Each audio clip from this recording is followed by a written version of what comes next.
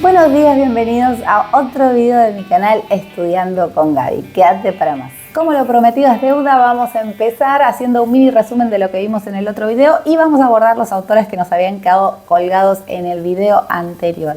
Esta materia del self-terapeuta entonces propone un abordaje conceptual desde distintos autores que lo que van a hacer es ir desarrollando sus teorías para que podamos tener una formación un poco más intensa sobre lo que va a ser recabar información de las personas que vienen a consulta, entender cómo es esa conformación familiar, estructural, transgeneracional, vertical y también a nivel horizontal, qué cuestiones se están dando en esta familia que continúa con ciertas cuestiones del pasado. Vamos a nombrar los autores que mencionamos en el video pasado, al que pueden remitirse, como por ejemplo Mónica McGoldrick, que nos hablaba del genograma y la importancia de hacer este gráfico que nos dará información legal respecto a si están los padres casados o divorciados, y después de hacer la línea de esta familia nuclear vamos a ir a la familia extensa y vamos a transmitir también en ese gráfico profesiones, divorcios, relaciones, fusiones, triangulaciones. También trabajamos en el otro video algo acerca de Mary Bowen,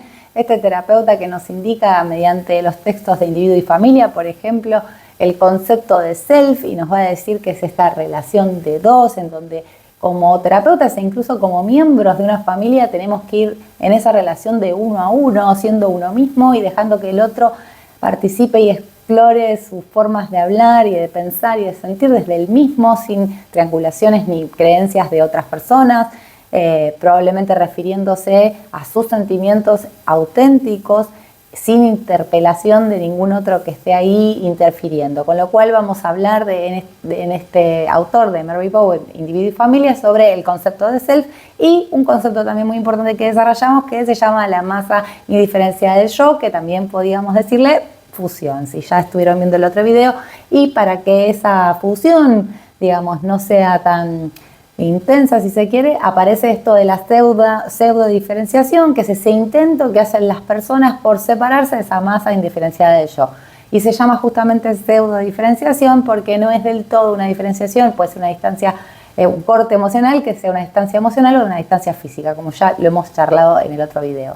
También trabajamos a Anne Towey, que hablaba de resonancias y todo lo que tenía que ver con los aspectos pertinentes al self del terapeuta. Por eso nos mandaban como estudiantes a hacer primeramente nuestro genograma y ver qué cuestiones se replicaban en nuestra historia familiar a medida que pasaban las generaciones y qué cuestiones también podían verse en consulta con algún paciente como resistencias o cuestiones en las que uno sale a salvar al paciente porque son parecidas a las que tenemos en nuestro genograma. Entonces, Anne Towey nos va a hablar justamente de también trabajamos algo acerca de migraciones. Esto va de la mano de la autora Celia Falikov, que hablaba de las migraciones y el impacto de este efecto de la pérdida ambigua que se genera en las personas que tienen que venir por algún tema en particular desde otros países, y que entonces los rituales son convocantes a abarcar esta pérdida ambigua desde un lugar un poco más, si se quiere,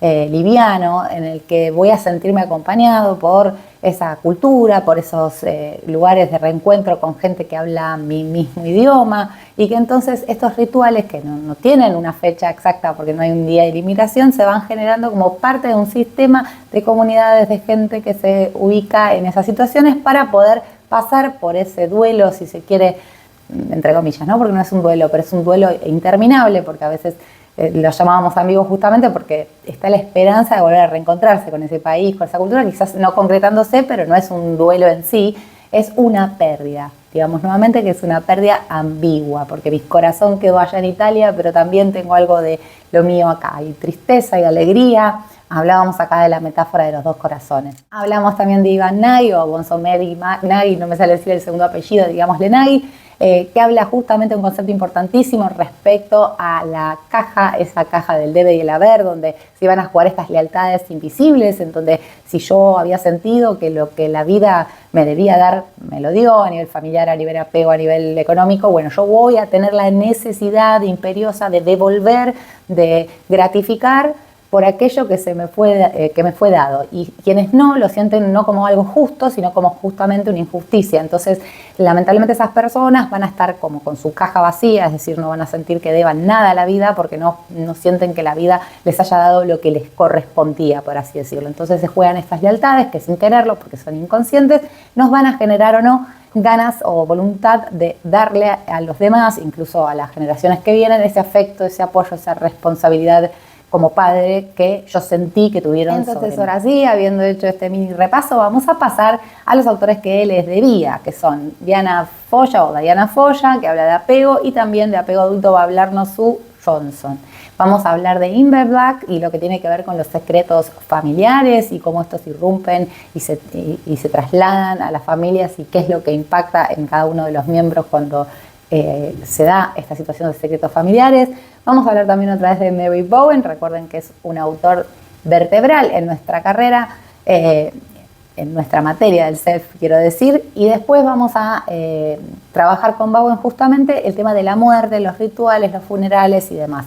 Por último, vamos a dejar a Gabor Maté, que es un psicoanalista que está teniendo mucha relevancia a nivel redes. Se pueden observar videos de él dando vueltas por todas partes, referido específicamente a lo que es el trauma y cómo el trauma, que allá lejos y entonces lo vivimos en nuestras primeras edades tempranas, nos va a repercutir en la vida adulta y cómo, sin quererlo, otra vez inconscientemente, accionamos o tenemos enfermedades en relación a esos traumas del pasado.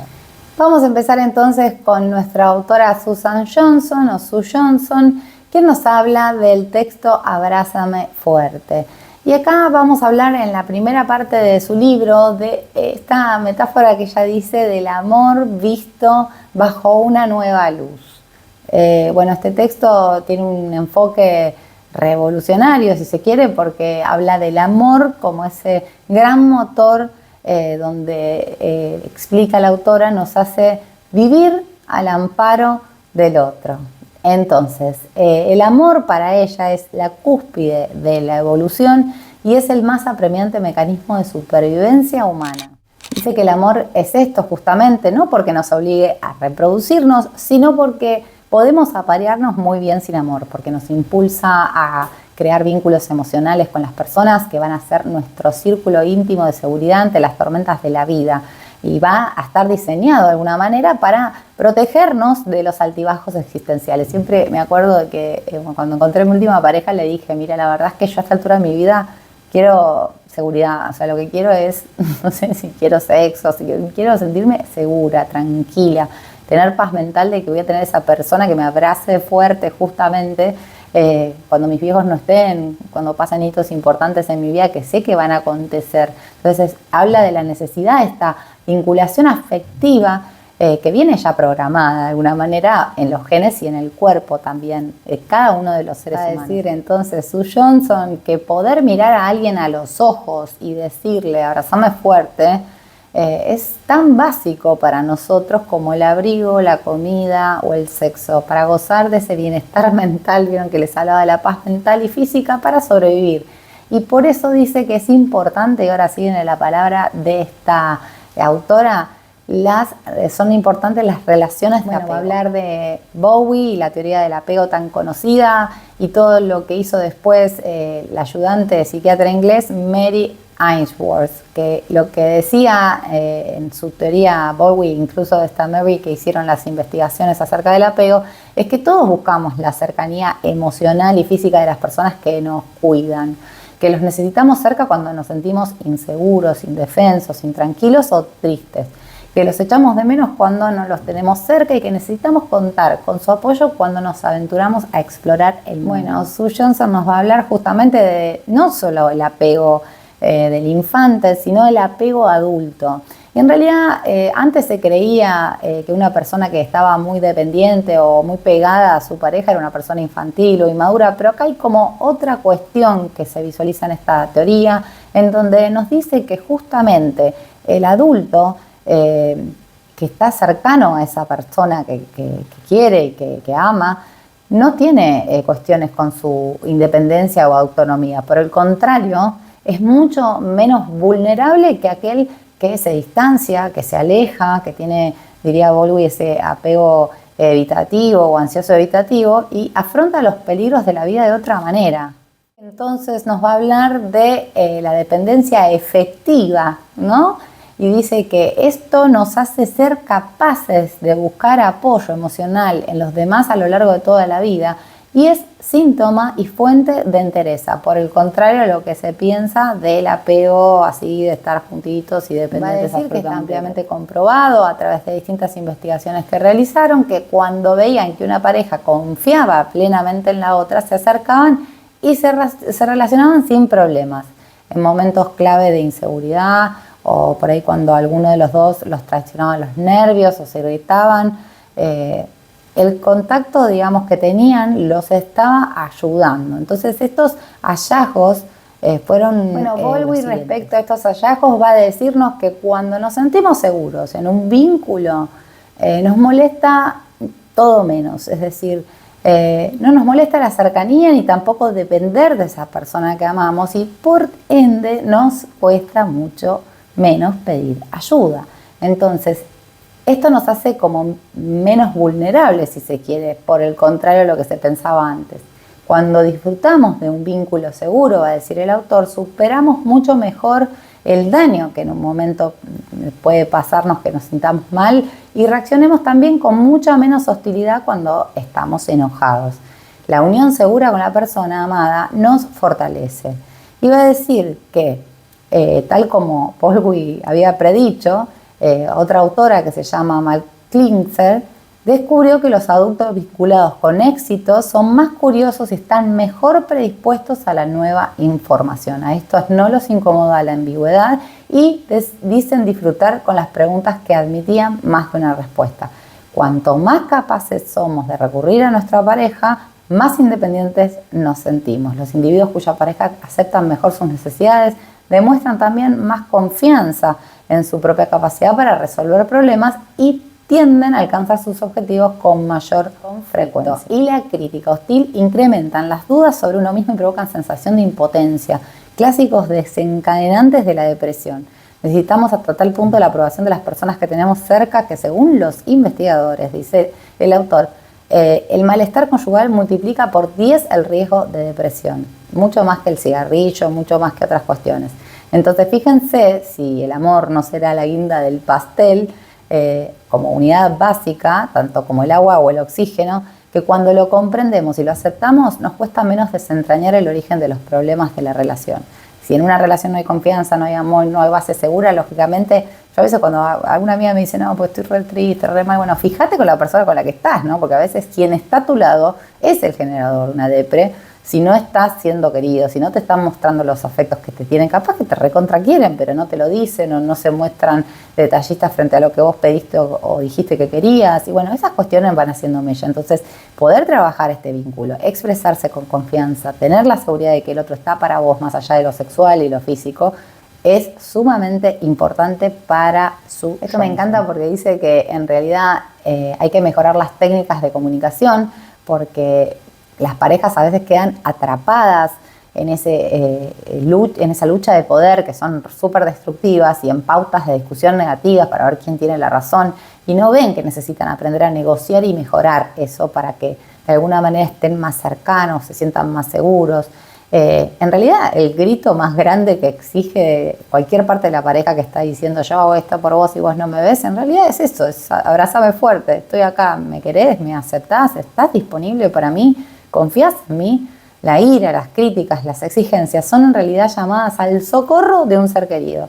Yo siempre me acuerdo de eso, una vez el terapeuta me dijo, fíjate que esas demandas, más allá de que vos decís, no, pero yo le doy, no puede ser, no son más que un grito desesperado de estoy acá, estás para mí, o sea, estás tratando de correrlo, conmoverlo y recuperar ese acceso emocional y restablecer esa sensación de pertenencia. Estás conmigo, estás acá con nuestra familia, sos de lo que soy. Va a terminar diciendo que la teoría del apego nos enseña que la persona amada es nuestro refugio en la vida. Cuando se vuelve emocionalmente inaccesible, nos sentimos abandonados, a la intemperie, solos e indefensos. Y nos pueden sucumbir un montón de emociones negativas, como por ejemplo la ira, la tristeza, el dolor y por encima de todo el miedo, que es el peor de los enemigos.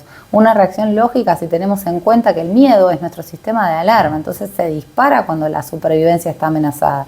Perder el contacto afectivo altera nuestra sensación de seguridad. Es un tema es tener una discusión de pareja porque uno siempre siente que está ahí como perdiendo esa estabilidad que la pareja tenía. Todos sentimos miedo en alguna medida, va a decir Sue Johnson, pero si el vínculo es seguro, solo experimentaremos una angustia momentánea. La pareja nos va a tranquilizar si se lo pedimos.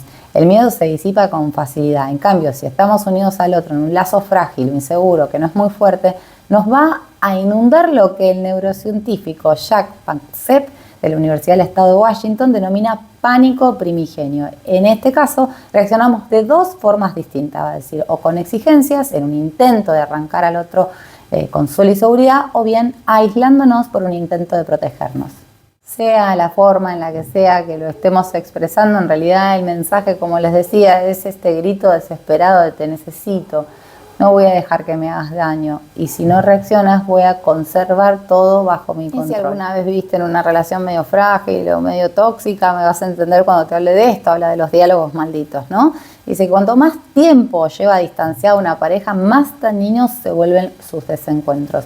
Se le ha puesto el nombre que es el diálogo maldito, que es quién tiene la culpa, la polca de la protesta o lucha y huye. La pauta, ataque, evasión es la que es espantosa, porque entras en un bucle en la que la reacción negativa de uno genera la hostilidad del otro. Y al final los motivos de pelea ya después ni te acordás, viste que a veces decís, ¿por qué me estoy peleando? ¿Qué era lo que había iniciado esto? Cuando las parejas alcanzan este punto, el resentimiento, la desconfianza y el desencuentro envenenan toda la relación. El mínimo desacuerdo, la menor divergencia, dice la autora, se toman para el lado negativo. Una palabra inocente es considerada una amenaza. Entonces, que enfadados o frustrados se busca una explicación y llegan a la conclusión de que el otro es un insensible o es un cruel, mirá, nunca me escuchás, siempre te pasás por no sé dónde lo que yo te digo. Y también refleja una realidad implícita. Las parejas inmersas sienten en esa discusión, sienten que han perdido la fuente de apoyo emocional. Ambos se sienten desvalidos, necesitan desesperadamente alguien que les dé ese amparo. Bueno, y la autora sigue con algo que me pareció fascinante, porque uno lo sabe, pero cuando lo lee así dice, wow, que mientras no aceptemos que en realidad toda relación gira en torno a la necesidad básica de vinculación afectiva y el miedo a perderla, los métodos esos habituales que usamos, como, no sé, establecer otras pautas de comunicación o de resolución de conflicto, o indagar en los traumas de la infancia, tomarse un tiempo muerto para mí, no van a funcionar. Las parejas felices no dominan mejor la comunicación ni son más conscientes que las infelices. Los remedios estándar, va a decir, no sirven en verdad cuando está en juego el lazo emocional y la ansiedad de separación, lógicamente. Las parejas no pueden restablecer, digamos, esa conexión ni conservarla. Este tipo de técnicas que eran como tomarse un tiempo muerto, hablar de los temas de la infancia y demás, pueden quizás poner fin a la pelea, pero es un precio muy alto el que se paga, dice. Los cónyuges pueden acabar aún más distanciados, lo que va a aumentar el miedo a ser abandonados justo cuando más necesitan afianzar que las causas que pueden provocar estas sensaciones de amenaza pueden provenir, y me río, ¿no? Pero del mundo exterior, tipo una compañera del laburo que le manda un mensajito, o del universo interno, vos pensando que le están mandando un mensajito. Bueno, pueden ser auténticas o imaginarias. Lo que cuenta es la propia percepción, no la realidad, que es lo que yo hablaba en uno de los videos en el verano sobre celos, ¿no? Como esta cuestión en la que es lo típico, digamos, ya empieza a pensar por sobre la realidad y se imagina, lógicamente, fundadas en un montón de situaciones donde te dan vuelta al celular, aparecen como hablando lejos cuando tienen que escuchar un WhatsApp y bueno, en esa cabecita neurótica, digamos, obsesiva, se puede generar esta percepción de lo estoy por perder. Y obviamente esa amenaza a mí me genera, por lo menos en lo particular, la sensación de distancia. Cuando me voy, porque este tipo no me quiere más o estás en otra, digamos, ¿no? Entonces hay que, cuando sintomatizamos, hacer un contrapeso el uno al otro, ir estando en equilibrio, contándole al otro, che, mira, estas acciones que estás haciendo, la verdad, no me favorecen para nada a mi problemática cerebral. O sea, si no estás en nada, por favor, actúa como si no estuvieras en nada, porque esas acciones me generan como más. Me quedo con la última frase que estoy leyendo acerca de del apego, que tiene que ver con que el corazón se marchita cuando el otro corazón no responde. Acá terminamos con Sue Johnson y vamos a pasar ahora a la otra autora que tenía apego. Entonces vamos a seguir con Diana Folla y el poder transformador de los afectos. Esta es una autora que trabajó en relación a los efectos del trauma y el abuso del apego infantil. Va a hablar justamente de la importancia del apego temprano, que va a dar como resultado las estrategias que tenga ese ser humano de afrontamiento. El apego, cuidado y exploración en la teoría del apego es justamente lo que vamos a trabajar ahora. Desde el punto de vista de lo que es el apego, podemos decir que es esa teoría que intenta ver cómo afecta la naturaleza de ese vínculo entre el niño y ese cuidador en el desarrollo.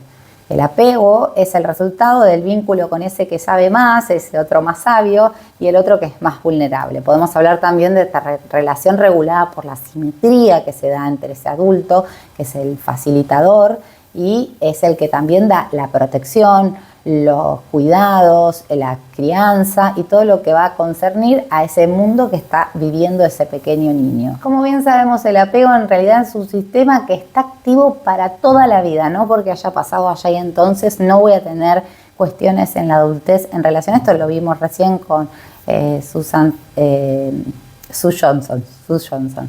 El cuidador tiene que ser una base segura. El miedo tiene un papel vital, fíjense, igual que en el apego adulto, ya que activa comportamientos de apego y restringe la exploración.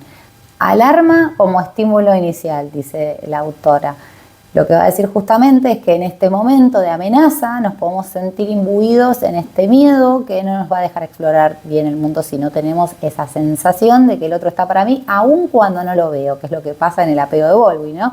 Uno puede no tener presente a la madre, sin embargo saber que esa madre está para uno, y ahí se forma esa relación de apego. Y nos va a decir entonces que el apego seguro es este estado interno con aspectos viscerales, sensoriales, psicológicos que se manifiestan especialmente en una sensación de relajación, tranquilidad, paz mental. ¿Se acuerdan que les dije? Calma y confianza para afrontar nuevos retos. Imagínense lo importante que es que justamente este sistema de comportamiento que va a tener el otro de los cuidados va a ser vital para ese niño. Las acciones que lleva a cabo ese progenitor o cuidador van a ser justamente esta base segura para el niño que va a responder a la vulnerabilidad con protección y con cuidado.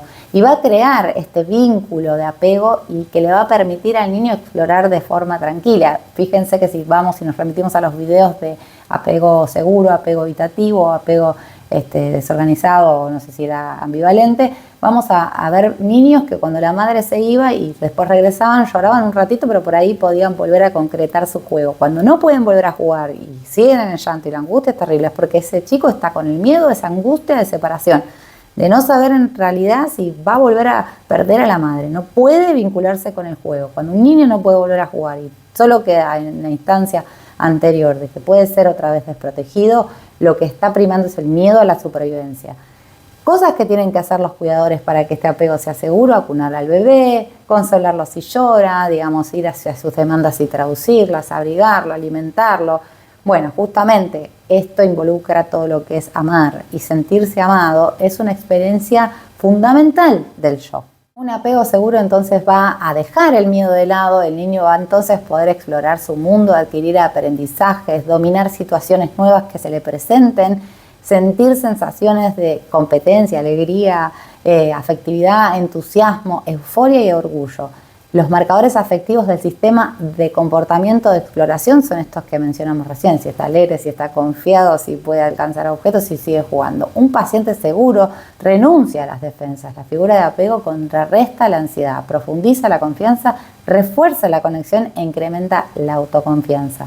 Y va a decir que el trabajo terapéutico es doble: es relacional, porque hay que apoyar, validar y dar ánimo, y también es exploratorio, porque hay que dejar que el otro pueda expandir su mundo emocional.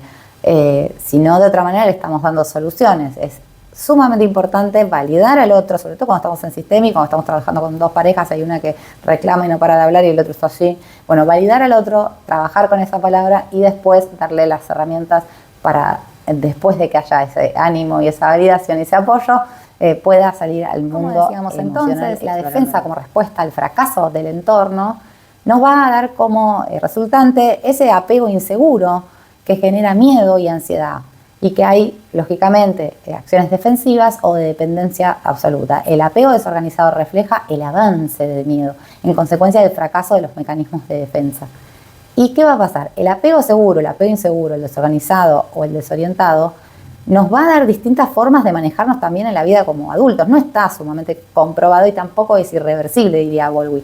Pero hay que entender cuáles fueron estas situaciones para cuando grandes poder tener, como decía en la anterior autora, Sue Johnson, estos aspectos en cuenta. Es decir, que se podría decir que Sue Johnson trabajó apego adulto y acá estamos trabajando con Foyer, todo lo que tiene que ver con el apego infantil. Y justamente los afectos asociados con fenómenos de apego van a tener que ver con esta experiencia afectiva, el equilibrio que tuvimos entre el miedo y la sensación de seguridad, y es lo que va a utilizar el individuo, como les decía, para navegar entre sus sistemas de apego que después sean relacionales. Vamos entonces ahora a hablar de un texto de Inver Black sobre los secretos o el moldeado de los secretos de familia y cómo los secretos, porque le dice moldeado al texto, dan forma a las relaciones.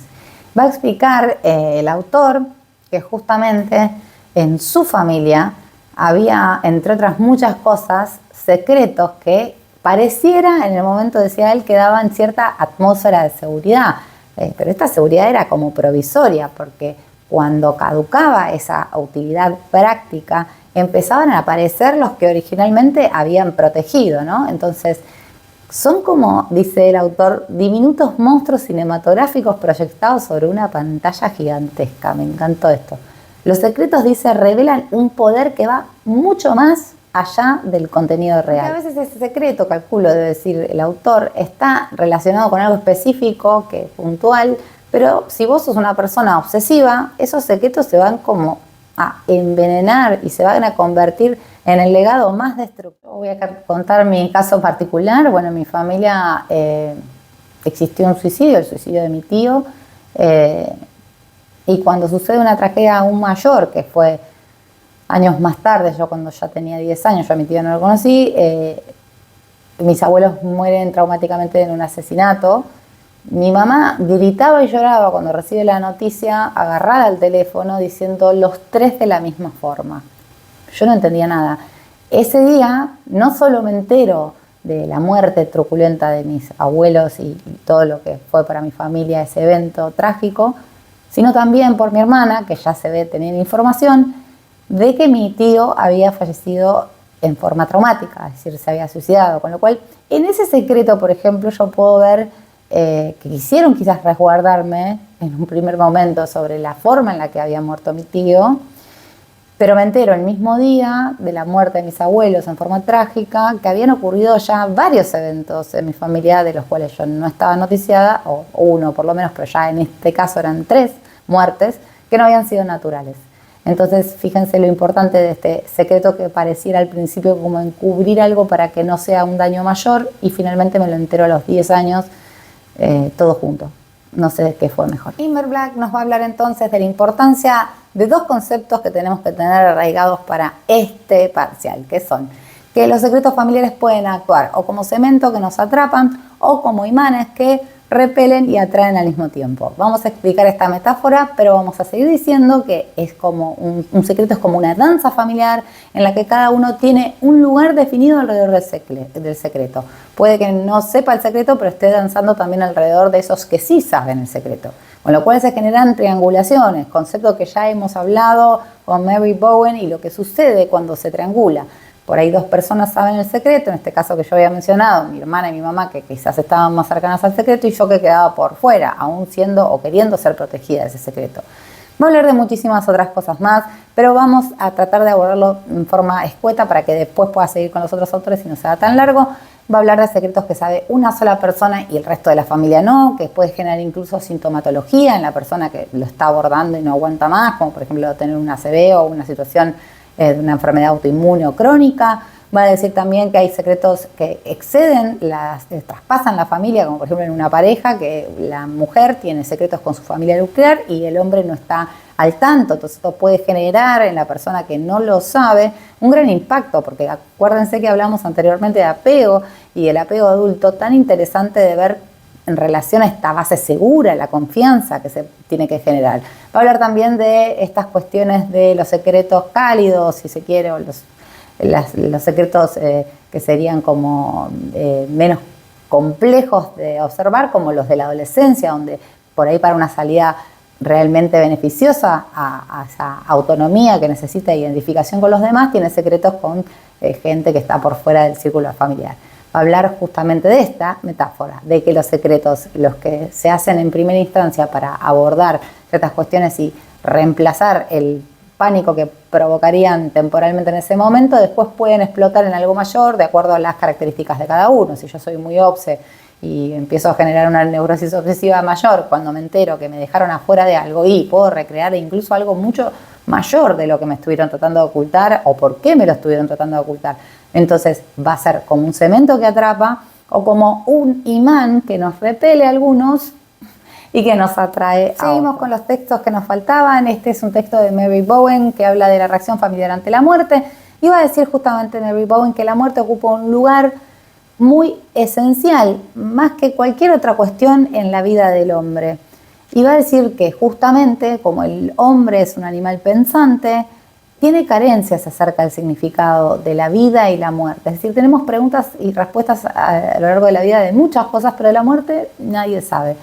Es un evento biológico que termina en la vida del que podemos fantasear, pero nadie sabe hasta que le sucede qué es lo que pasará. No hay evento vital que involucre más ese pensamiento emotivo en el individuo ni más reactividad emocional. Hay un libro que se llama Mirar al Sol, que nos dieron en otra materia que se llama Desarrollo, que me encantaba porque daba esta metáfora de que no se puede mirar al sol más que 3 segundos. O sea, uno puede pensar en la muerte poquito tiempo, pero si estuviéramos pensando en la muerte todo el día, digamos, la vida sería imposible. Bowen nos va a hablar justamente de que hay dos tipos de sistemas o subsistemas más cerrados y subsistemas más abiertos.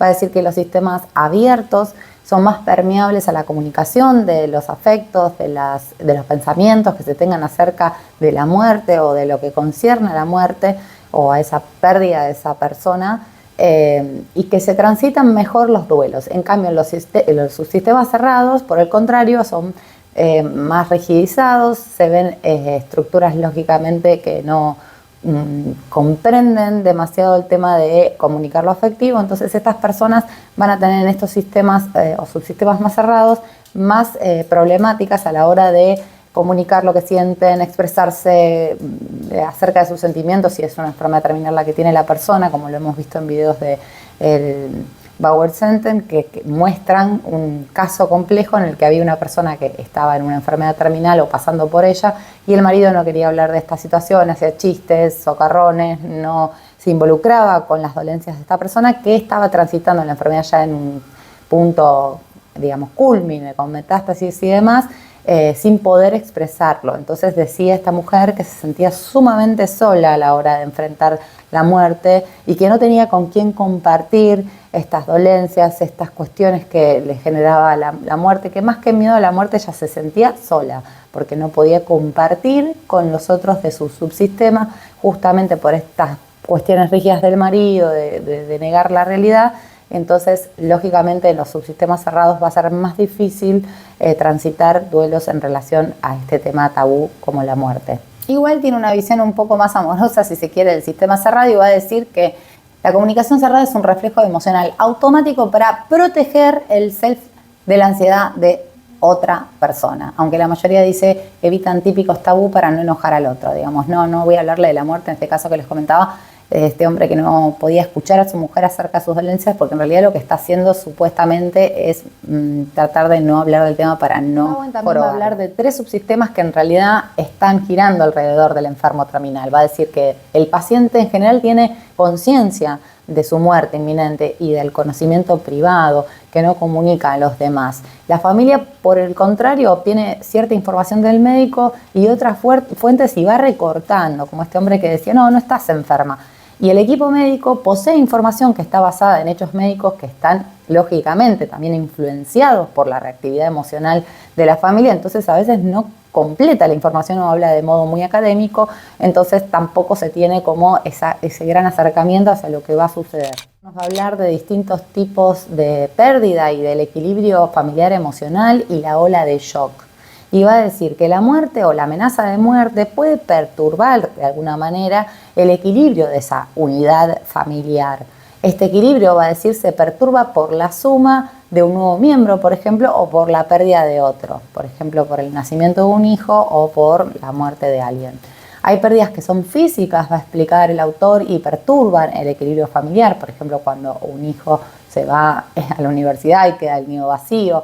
Pérdidas funcionales, por ejemplo, cuando un integrante de la familia se enferma gravemente y tiene que venir a vivir a la casa o se torna incapacitado para realizar cuestiones básicas que hacía. Por ejemplo, un padre tiene una ACV, entonces la familia depende de esa persona y encima convive con esa enfermedad en la casa. Y hay pérdidas que son emocionales, va a decir, como pueden ser la ausencia de un integrante familiar que, de muy buen corazón, que iluminaba la casa, el interior, por ejemplo, un tío que era re jodón y que al perderlo es como que no estaba viviendo con ellos, pero el humor se pierde dentro de ese subsistema. Y va a decir que la cantidad de tiempo que la familia requiere para volver a ese equilibrio del que hablamos, que se destartaló cuando aparecieron estas situaciones, va a depender de la integración emocional que tenga esa familia y de la intensidad de la pérdida y del efecto que cause. La ola de shock es un concepto muy interesante que trabaja el autor, donde va a decir que en verdad es como una especie de red subterránea donde aparecen shocks posteriores a ese evento que fue vital y que nos atravesó, que pueden ocurrir en cualquier parte del sistema familiar, incluso meses o años después, posteriores a ese evento que Los le sistemas de aconteció a ola esa de familia. Pueden ser, por ejemplo, enfermedades físicas, desde un aumento, digamos, crónico de resfriados hasta infecciones respiratorias o condiciones como alergia, diabetes. Es como si la ola emocional, digamos, fuera el estímulo que detonara el proceso físico hacia la actividad. Estos síntomas también pueden incluir todo rango de síntomas emocionales, como por ejemplo alcoholismo, desde una depresión, fallas en la escuela, negocios, episodios psicóticos. Puede haber, por ejemplo, falta de cuidado y tener un nacimiento que no se espera, un aumento de accidentes o todo rango de desórdenes en la conducta. Va a explicar Bowen que es importantísimo para los terapeutas tener en cuenta este sistema de ola de shock para poder entender, porque esta información, la secuencia de los eventos, nos va a dar como un entendimiento mucho más amplio sobre lo que pasa en cada uno de los hechos y no tratarlos como eventos separados, sino correlacionarlos. Decirnos que como todo, digamos, hay familias que tienden a tener esta ola emocional o esta ola de shock emocional y otras transitan las pérdidas desde otro lugar con mayor neutralidad, si se quiere, con reacciones normales que son, digamos, consecuencia del duelo y el dolor de una pérdida, pero no de esta ola.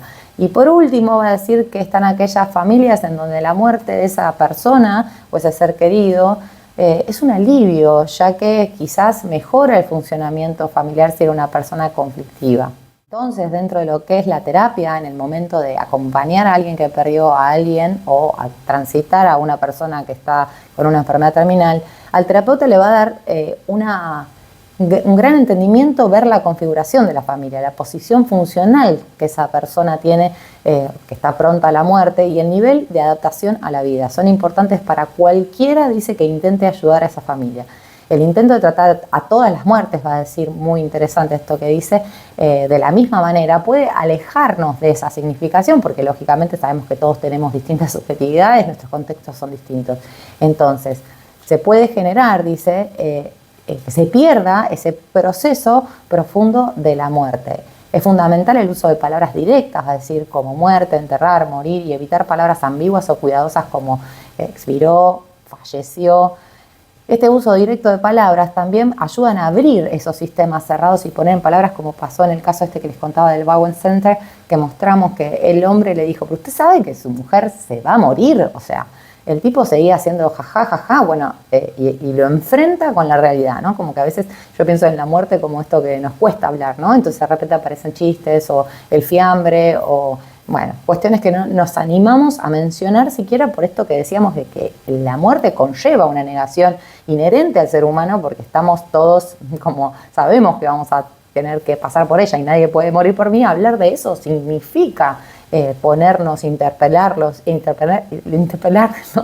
tratar de ver qué nos pasa con eso. Entonces, obviamente, hay que contener la propia emocionalidad, va a decir, sobre todo en los pacientes, en los terapeutas jóvenes, lo suficiente como para llegar a ser lo más objetivo frente a la muerte. Va a hablar de la función de los funerales y va a decir que tiene una función muy preponderante para los sobrevivientes, ya que es ese íntimo contacto con los muertos y con los amigos que ayuda a los sobrevivientes y a los amigos a terminar la relación con los muertos y avanzar con la vida. Recuerden que cuando pasó lo del Aran San Juan, por ejemplo, había mucha gente que decía, quiero ver su cuerpo. Bueno, tiene que ver con esto, ¿no?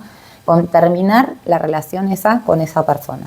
La mejor función del funeral está cumplida, va a decir el autor, cuando lleva a familiares y amigos a un mejor contacto funcional posible con ese hecho durísimo que está atravesando la familia y que, bueno, lógicamente tiene una gran emotividad, ¿verdad?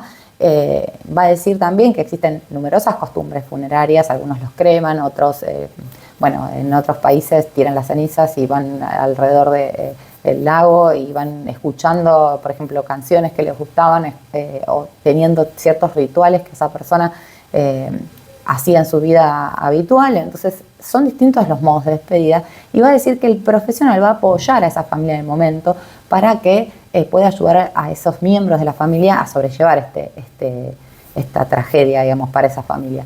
El objetivo es llevar a todo el sistema familiar hacia el contacto más cercano posible con la muerte, en presencia de todo el sistema de amigos, y brindar una mano de ayuda a aquellas personas ansiosas que prefieren correr antes que enfrentarse a un funeral. Porque lógicamente no todo el mundo tiene la misma acepción frente a lo que es la muerte. Hay gente que ya sin saber quién va a morir te dice, no, yo a funerales no voy. Bueno, esto dice que es bastante habitual y que tenemos que poder acompañar, porque lógicamente esa persona en ese momento quizás no cae, pero más adelante va a precisar ayuda en ese duelo que quizás no pudo tramitar con amigos, acompañado en un funeral. Por último, voy a trabajar un tema que habla de legados invisibles también y la omnipresencia del trauma. En verdad, ya hablamos de lealtades invisibles, pero este autor, Gabor Maté, lo va a colegir con la omnipresencia del trauma. Tema que me pareció especialmente importante de trabajar. Creo que a todos como adultos nos toca un poco esto, así que quédense que ya terminamos. Resulta que Gabor Maté se pone en primera persona, como así lo hacía Freud también, por eso me parece interesantísimo lo que hace el autor, que dice que viniendo de una conferencia hablando del trauma y demás, recibe un mensaje de su mujer que dice, lo siento, ya terminó porque estoy por tomarme un auto para ir para allá. Y ya había terminado la conferencia. Entonces el tipo cuenta que la primera reacción que tuvo fue leer el mensaje y no responderlo, que empezó a pensar en cómo podía ser que la mujer se hubiera olvidado de semejante evento importante para su vida. Empieza a preguntar, camino a la casa, en el avión, ¿qué está pasando conmigo? ¿Es esta la respuesta de un adulto maduro en su octava década? Y va a decir que es solo superficialmente, que en momentos como ese hay muy poco de adulto en la mezcla. La mayor parte de él estaba atrapado en el pasado lejano, cerca de los inicios de la vida. Ese tipo de salto en el tiempo psicoemocional, va a decir que lo impide evitar el momento presente, es una de las huellas del trauma. Y va a explicar que el trauma es, en su origen, esta palabra, significa herida. Y nos demos cuenta o no, en nuestra herida, o cómo la afrontamos, es lo que va a decirnos cómo es nuestro comportamiento, la forma en la que nuestros hábitos sociales informan nuestra forma de pensar sobre el mundo. Bueno, va a hablar de Pierre Janet y va a decir que este señor describió por primera vez la memoria traumática como acciones y reacciones automáticas, sensaciones y actitudes reproducidas y representadas en sensaciones viscerales. Vamos a hablar también de Peter Levine, que dice que escribió acerca de los shocks que tiene el organismo en función de estos traumas, que pueden alterar el equilibrio biológico, psicológico y social de una persona hasta el punto que la memoria de un evento en particular llega a teñir y a dominar todas las demás experiencias, arruinando esa apreciación presente. Lo que Levine va a decir con respecto a esto es que es como la tiranía del pasado. Se va a remitir a la matriz de la hostilidad hacia el mensaje que tuvo con su mujer y va a decir que encuentra ciertas repercusiones que tenía el pasado frente a un escrito que encontró ya de grande, donde la madre decía que había escrito en un diario que en un momento en Budapest, donde había flechas cruzadas, líos, encuentran un refugio de una casa protegida por suizos y que cree que es mejor enviar ese niñito, que era tan pequeño, a ese lugar porque no podía soportar las condiciones de vida de ese edificio. Va a decir entonces que él sobrevivió gracias a la bondad y al coraje que tuvo esa mujer cristiana desconocida, a quien la madre había confiado su cuerpecito, ¿no? Entonces ella lo lleva con familiares que vivían escondidos en circunstancias relativamente más seguras para no provocarle un mal mayor. Entonces, lo que va a decir, va a hablar nuevamente, ya hablamos del desapego, y va a decir que había muchas investigaciones que llevaron adelante, digamos, distintos psicólogos y terapeutas, que decía que a los niños, al encontrarse por primera vez después de días o semanas de ausencia de la madre, tenían como cierto grado de desapego. Entonces, bueno, de hecho lo trabaja Bowlby. Decía que 2 parecían no reconocer a su madre, que los otros 8 se dieron vuelta e incluso se alejaron de ella. En realidad, dice el autor, puede parecer contradictorio, pero este rechazo reflexivo de la madre amorosa es una adaptación. Me dolió tanto cuando me abandonaste que no quiero que me vuelva a pasar otra vez. Ya lo mencionamos esto. De forma reflexiva va a volver a pensar en este mensaje que le resultó escalofriante de su mujer, quien lo había acompañado y a lo largo de toda su carrera y esta vez no había podido estar presente. Sobre su reacción petulante y defensiva ante ella, y va a decir que estos circuitos emocionales antiguos y profundos del cerebro, programados ya en la infancia, se habían apoderado de él. Bueno, nos mostraron una imagen en clase que es fascinante, que habla de las conexiones neuronales que empiezan a aparecer desde el minuto 0, desde que estamos en la panza. Entonces, fíjense cuántas cuestiones pueden verse implicadas a la hora de despertarnos al trauma que vivimos allá y entonces. Entonces, estas partes del cerebro, que son más autorreguladoras, calmantes y racionales, se habían apagado por completo al momento de recibir el mensaje de su mujer. Es decir, que por suerte su mujer ya había tenido, digamos, alguna situación de este estilo y pudo siempre poner los límites, como diciendo, bueno, esto es tuyo. Entonces en un momento dijo, bueno, basta, o sea, ya después de un día de ley de hielo, y entonces él hizo caso a esa frase de ella que dijo, bueno, dale, basta, y lo dejó pasar, abandonó el resentimiento, dejó que ese núcleo de alguna manera se descongele, que la cara se relaje. ¿Se acuerdan que hablábamos de ese sentimiento de confianza, de relajación, donde estamos con paz mental? La voz de él se suavizó y su cabeza giró con voluntad y amor hacia su compañera. A expresar algo precioso y dice, mi gran bendición es estar casado con alguien con límites saludables, que me ve como soy ahora y que ya no soportará la carga de mis visitas prolongadas e imprevistas al pasado tiempo. Me pareció brillante. Hablar del trauma como una herida interna. Va a decir que el trauma también es una lesión psíquica, alojada en nuestro sistema nervioso, mente y cuerpo, que perdura mucho más allá del incidente original y que puede desencadenarse en cualquier momento. Es una constelación de dificultades compuesta por la herida misma y las cargas residuales que nuestras heridas imponen en nuestros cuerpos y almas. Las emociones no resueltas nos visitan, dice. Yo siempre me acuerdo en instancias donde por ahí te estás conociendo con alguien y está todo bien y de repente, ¡blum!, viste, fantasma absoluto. Y no, que no me quiero involucrar porque la última vez a mí me pasó que me dejaron mal. Al final todas las minas cagan. O sea, hay gente que se pierde relaciones simplemente por el hecho de sentir en algún momento el apremio de que el otro se distanció un poco y que lo van a dejar. Entonces mejor no siento. Entonces va a decir que es súper peligroso esto, porque algo que nos remite a una herida traumática que alguien o de alguna situación nos dejó, cuando la percibimos nos puede dejar, digamos, pausados ante la vida y no sentir nada más. Y va a explicarlo muy bien diciendo que cuando una herida no se cura por sí sola, pueden pasar 2 cosas. Puede permanecer abierta o más comúnmente ser reemplazada por esta capa gruesa que les decía, ese tejido cicatrical, va a decir. Como una llaga abierta es una fuente constante de dolor y un lugar donde podemos ser lastimados una y otra vez incluso por el más mínimo estímulo. Entonces nos obliga a estar siempre vigilantes, alertas, siempre cuidando nuestras heridas y tratando de preservarnos y nos deja limitados en nuestra capacidad, como explicaba recién, de movernos con flexibilidad y actuar con confianza para no ser lastimados otra vez. Va a decir que la cicatriz en realidad es preferible si se lo piensa un poco, ya que nos da protección y nos mantiene los tejidos medio unidos, pero también los inconvenientes, como decíamos, es que es apretada, dura, inflexible, incapaz de crecer y es una zona que incluso puede quedar como entumecida. Y va a decir que herida abierta o cicatriz, el trauma no resuelto es una constricción. Finaliza el artículo diciendo que en verdad una herida abierta o una cicatriz es lo mismo, digamos, porque el trauma no resuelto es una constricción del ser, tanto física como psicológica. Y va a decir que nos impulsa de alguna manera a reprimir el dolor y las partes no deseadas de la psique, entonces fragmentamos el yo. Hasta que no se ve y se reconoce, va a decir, es una barrera para el crecimiento. Y en muchos casos, como el de él, va a decir, arruinó el sentido de la valía de esa persona, su mujer, envenenó la relación que tenía con ella y socavó la apreciación por la vida misma. Nada más importaba que ese desapego que él sintió en relación a ese evento en particular que no lo había acompañado su mujer. Entonces va a decir que estos impactos constituyen un impedimento importante y fundamental para el florecimiento de muchísimas personas. Y termina citando a Peter Levine y va a decir que el trauma es quizás la causa más ignorada, menospreciada, negada, incomprendida y no tratada del sufrimiento humano. Me arriesgo a este bonus track, que es el artículo que nos dieron de Gabor Maté, La normalidad es un mito construido a base de sesgos.